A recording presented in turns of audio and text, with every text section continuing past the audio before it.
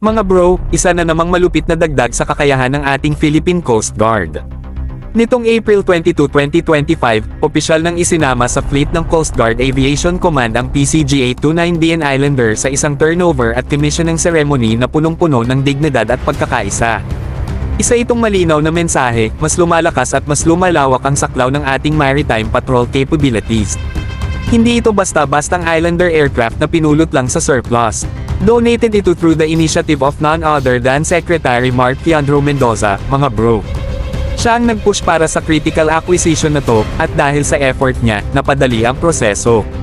Ika nga, hindi lang ito donation, ito'y resulta ng tunay na leadership at malasakit para sa seguridad ng bansa. Galing ang aircraft mula sa Flitelin Airways, at hindi lang nila basta iniabot to.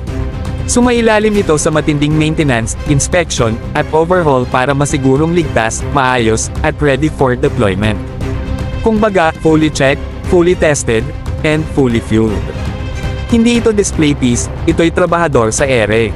At dahil dito, mas lumawak na ang sakop ng maritime surveillance, search and rescue, at aerial reconnaissance missions ng PCG.